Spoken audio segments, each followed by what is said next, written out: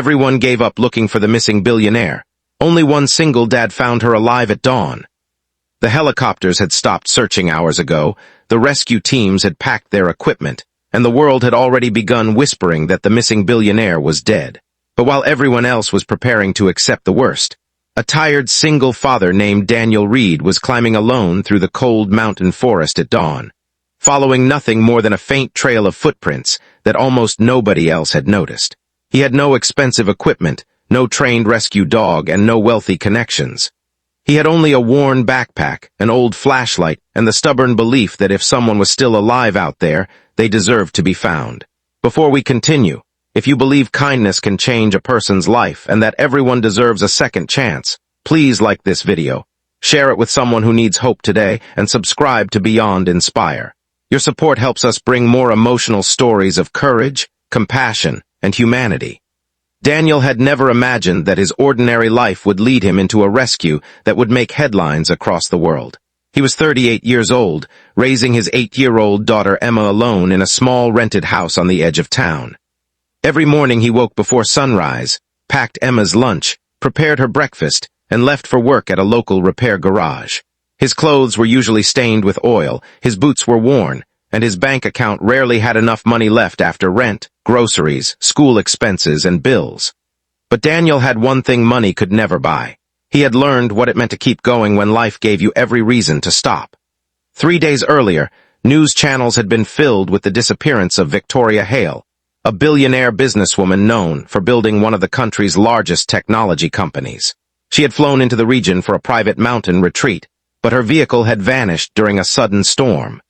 Search crews found the wreckage of her SUV near a steep mountain road, but there was no sign of Victoria. The crash was severe enough that investigators feared she could not have survived. Hundreds of people joined the search, helicopters swept across the mountains, and rescue teams searched caves, ravines, and forest trails. But after 2 exhausting days, the operation was scaled back. Officials said the chances of finding her alive were extremely low. Daniel heard the news while repairing an old truck at the garage. Something about the story stayed with him.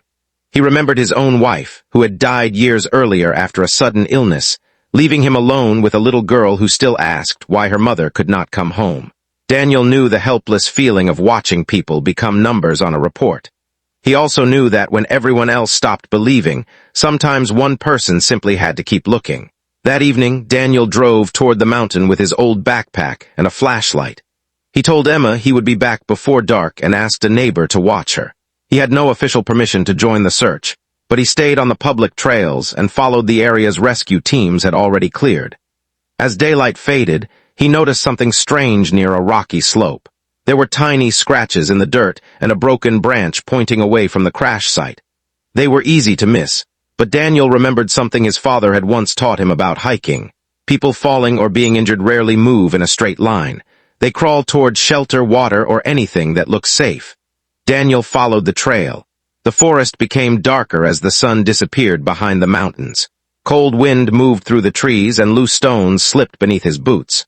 Several times he nearly turned back. His flashlight began flickering, his knees hurt, and the temperature dropped sharply. Then he found another sign. A piece of expensive white fabric caught on a thorn bush.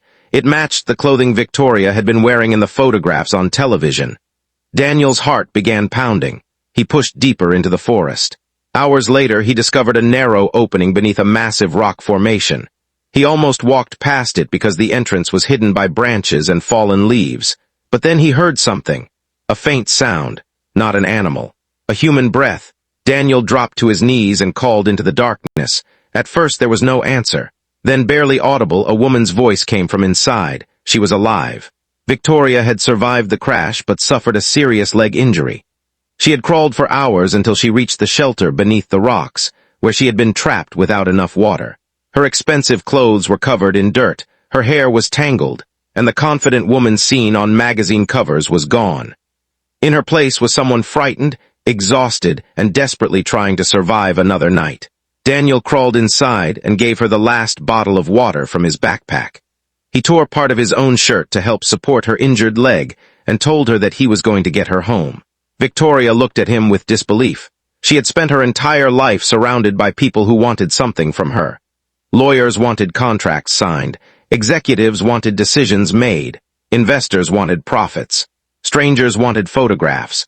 But now, in the darkness of a mountain cave, the only person beside her was a poor single father who had nothing to gain from saving her. Daniel stayed beside her until the first light appeared. At dawn, he climbed out of the shelter and found enough signal to contact emergency services. Within hours, rescue helicopters returned to the mountain. When the rescuers finally reached the cave, they expected to find a body. Instead, they found Victoria alive, wrapped in Daniel's jacket, with Daniel sitting beside her to make sure she did not lose consciousness. The news spread almost instantly. Everyone wanted to know who had found the missing billionaire. When reporters arrived at the hospital, they expected a story about courage, money, and survival. But Daniel refused interviews at first. His only concern was Victoria's recovery. He asked the doctors if she would be okay, then quietly returned home to his daughter. Emma was waiting at the front door. She ran into his arms and hugged him tightly, asking why he had been gone so long. Daniel held her and simply said that someone needed help. Emma looked up at him and smiled, as if that answer explained everything. Days later, Victoria asked to meet Daniel privately. She had learned about his life, his daughter, and the sacrifices he had made. She discovered that Daniel had been struggling to keep his home and had recently received a notice that his rent was overdue. But when she offered him money, he initially refused. He told her that he had not saved her because she was rich. He saved her because she was human. Those words changed something inside Victoria. For years, she had believed success meant building bigger companies, owning more homes, and having enough money that nobody could ever tell her no. But lying helpless beneath a mountain had taught her a different lesson. Wealth could buy comfort, but it could not buy one more breath. It could buy helicopters, but it could not create the person willing to crawl into a dark cave for a stranger. Victoria eventually helped Daniel in a way he could accept. She established a foundation that provided emergency assistance to struggling single parents and funded wilderness rescue programs. Daniel was offered a secure position training volunteers in basic emergency response, allowing him to spend more time with Emma while helping others. Months later, Daniel returned to the same mountain with Emma. They stood beneath the rock formation where Victoria had nearly died. The forest was peaceful now. Birds moved between the trees, sunlight touched the rocks, and the terrible night seemed like a distant memory.